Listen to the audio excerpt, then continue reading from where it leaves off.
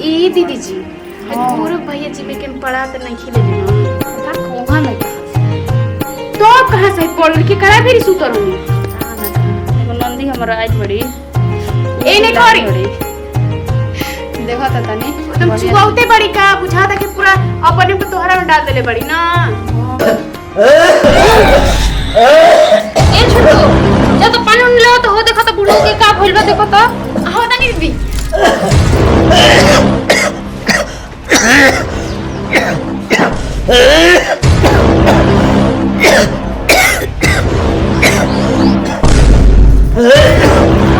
जी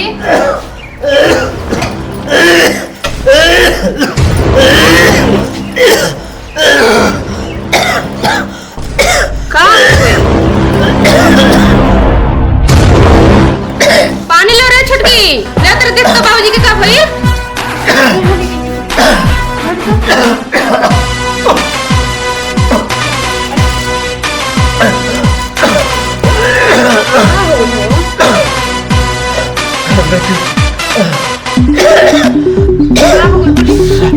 सांस लेने में बड़ा दिक्कत ए छोटको दिक्कत ध्यान रखनी बफरन के लिए के आओ छोटको आओ देखना का हो गई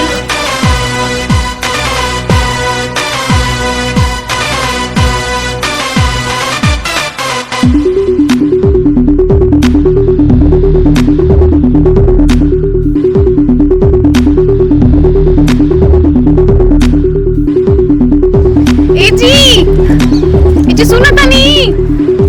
पैसा नहीं एकदम बहिर मरद से पाला पड़ गए सुनाइए नहीं कितने दिन करके सुनो तनी जी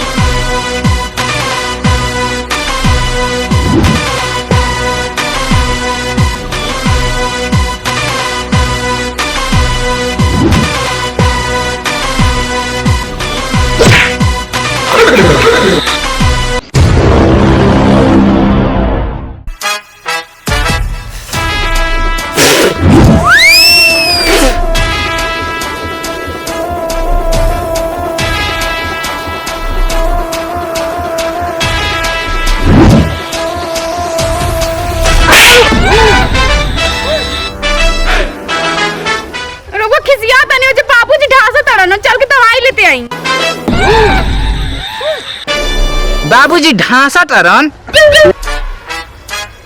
जो जो तू घरे जो तो हम जा तनी ओसिया भी लेके आवा तनी दवाई हम तो जो जो लेके आवा तनी हम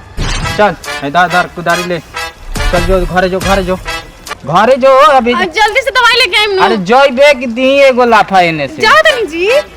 जो जल्दी जो डॉक्टर साहब तनी देखी ना हमार तबियत 2-4 दिन ले कुछ गड़बड़ाई रहा का करो तनी बाबा खैनी खाई ना जब नहीं पता सेहत के लिए हानिकारक होला ये हमरा हरज करी बहुत हरज करी एकरा से प्रॉब्लम राउर बढ़ल बा ई बात बा हाँ बाबा खई खाए से हरज बा खैनी खाना माइंड बढ़ाना गांजा मन भोग है दारू पीना स्वास्थ्य बनाना दावा पीना ही रोग है बुझने डॉक्टर साहेब जब दवाई ना पियम आई तब घोड़ा वाला सुई दे तनी देखो डॉक्टर साहब पहले आला ताला लगा के चेक करो ओकरा बाद में देखल जाई नु ठीक बा आई हम चेक करो तनी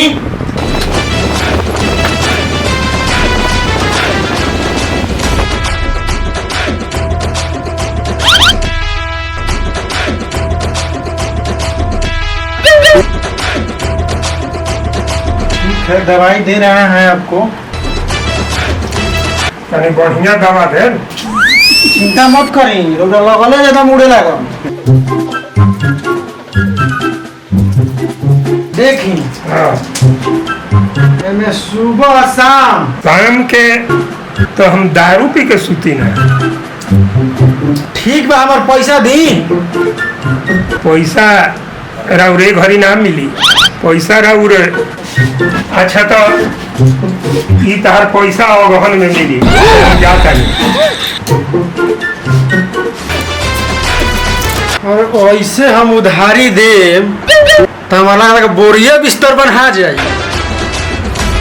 जे अब तो अगहन में देम।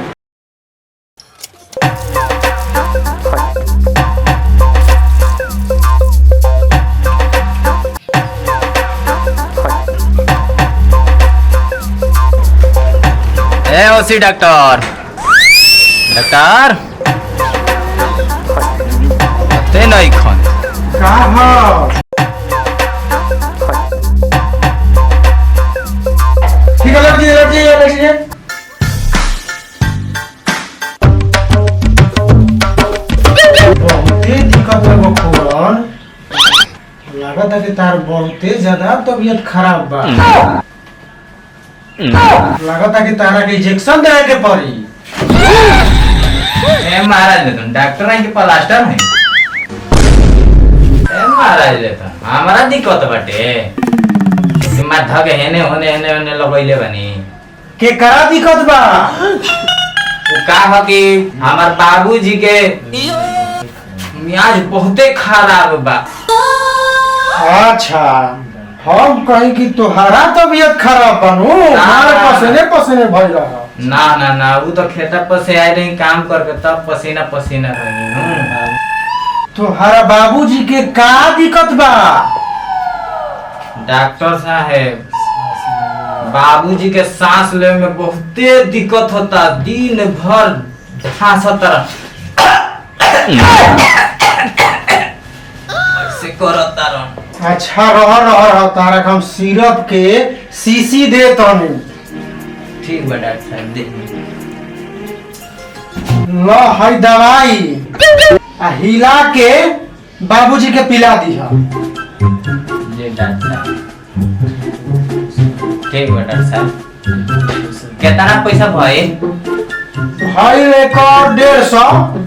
150 बाद में दे दें डॉक्टर साहब ठीक ना ठीक बा जा ठीक प्रणाम डॉक्टर साहब।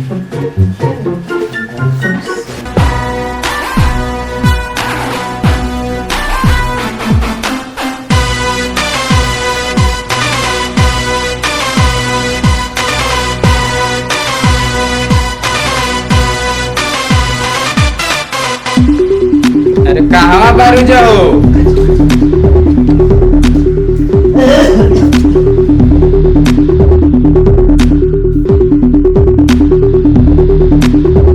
अरे कहाँ बारिश रे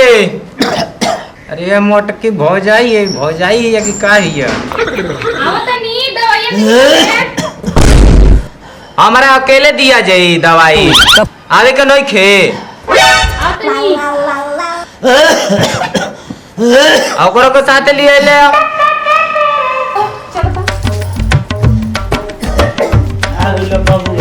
हाँ दवाई देवे के बाद कबे चिल्ला तने सुनाते नहीं थे हैं?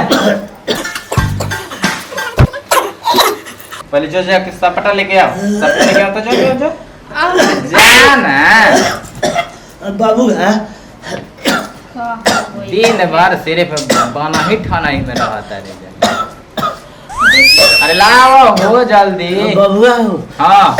अरे बस बस थोड़ा देर सांस रुको लेने ना। में दिक्कत बिछा बिछा बिछा बिछा बिछा बिछा एक काम कर क्या के नीचे सुता तो नीचे नीचे आज एक पकड़ी बनिया से ऐसे से हां ऐसे पकड़ी हम खेल बाबूआ हाँ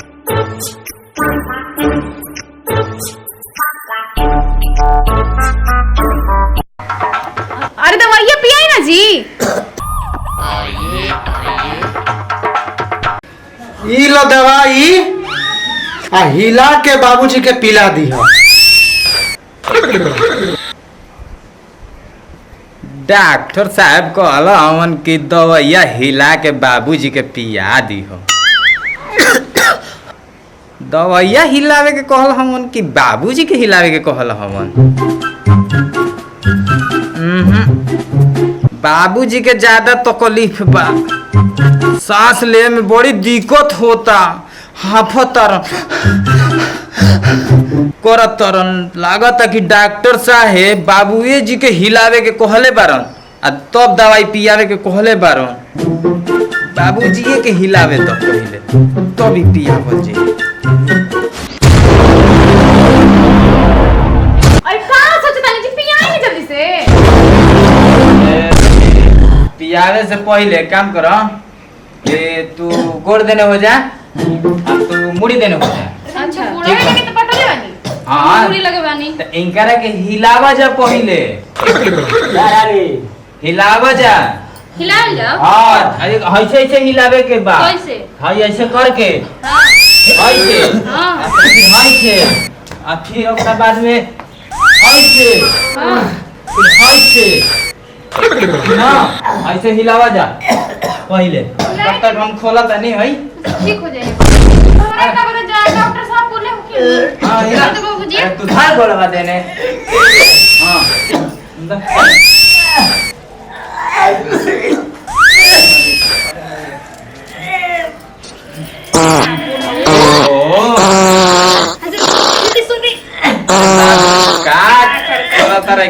कइले बार है सीधा सूत न है से सीधा सूत आ नीचे हो सीधा हिला हिला सन हिला सन हो गए 4-5 जी। ना ना ना हिलाओ अभी दू हली और हो छोटको और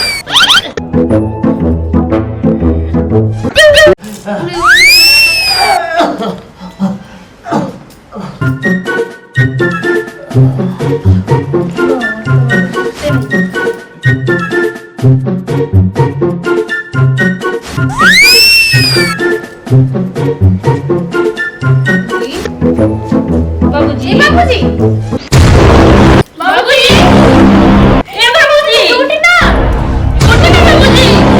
देखिए ना जी बाबूजी क्या हो गई देखिए ना बाबूजी का रोत बारुसन हां का रोत बारुसन तोनी के तो दवाई पिए तो शांत हो गए आप तरह के जो डॉक्टर बा लेकिन प्रमोद एगो शांत हो ए हटसन जो ना बकलोल अब लगलू हमारे के बकलोल करे कितना बढ़िया डॉक्टर बा देखी कह छी ए अरे बोले बरु अनेरिया के चल दे हमरा भूख लागल बा दिन भर कुदारी तू चलाओ चलाओ ता बाबूजी दवाई दिए देनी आराम करिए लेना हमरा खाए ना खा दे चलो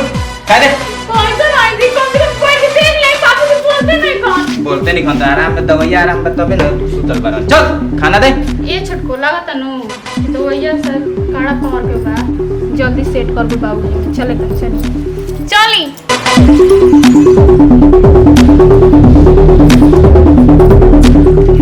बखोरम बड़ा हो आ मुखिया जी आई आई आई आई आई प्रणाम आई प्रणाम प्रणाम प्रणाम प्रणाम आई मुखिया जी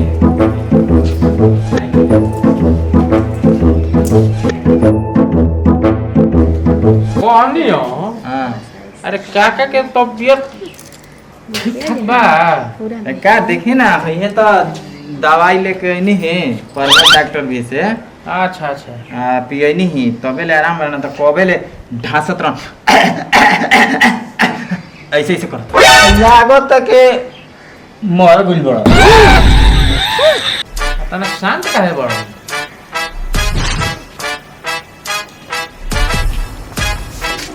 काका ए काका बखोरो हाँ मुखिया जी अरे काका तो कुछ बोलते नहीं खो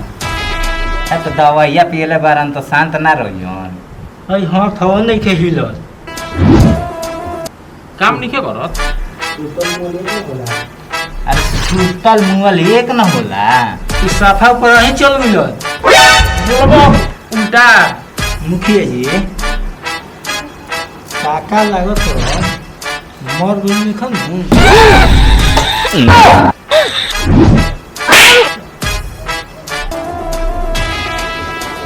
हिलत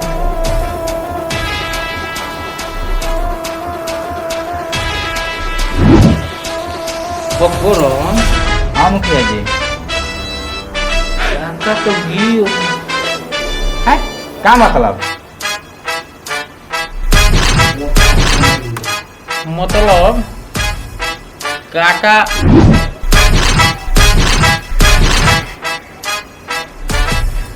मतलब मर गइलो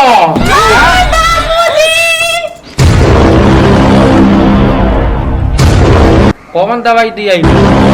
का ये दवाई तो दिया था कि करा भी से लइलो हो परमो डॉक्टर भी से देखी तो ना कैसे दवाइया पिए दवाई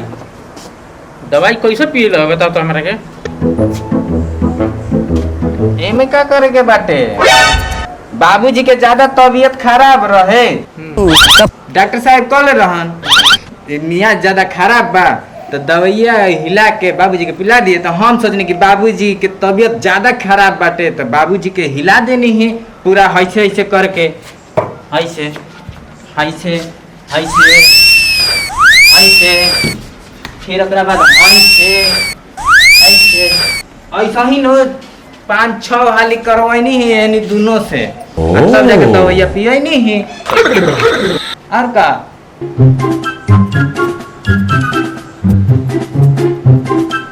तोरा के प्रमोद डॉक्टर का सिखैलो हवन कि दवाई हिला के बाबूजी के पिया दिए तब बाबूजी के हिला के दवाई हम पिया देनी है क्या हो दवाई हो कैसे हिलेला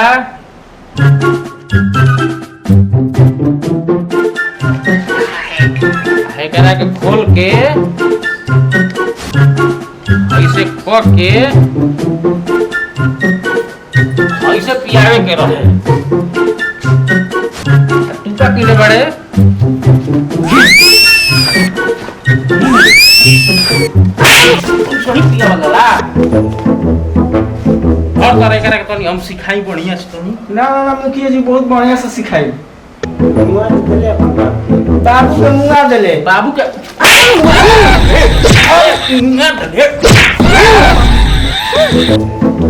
धर करे धर दवाई होने धर करा के पहले करा के ये करो को सही हिला हिला अरे दादा अब मुखिया बाबू मर गुलन हाँ गोठा लगल के इंतजाम कर बाबू बाबू अभी तक बाबू बाबू बाबू फिर बाबू बाबू हो आँखें खोला हो बाबूजी ए बाबूजी बाबूजी अरे ना बाबूजी काजम दवाई लेके बाबूजी लिया चलिए और दवा उठी ना बाबूजी चल चल व्यवस्था करल जाओ बाबूजी। लकड़ी लाने के रो रो रो रो रो चलो बाबूजी दवाई लेके जाने कैसन दवाई लेके दियो नी बाबूजी के क्यों पर पहुंचा दियो नी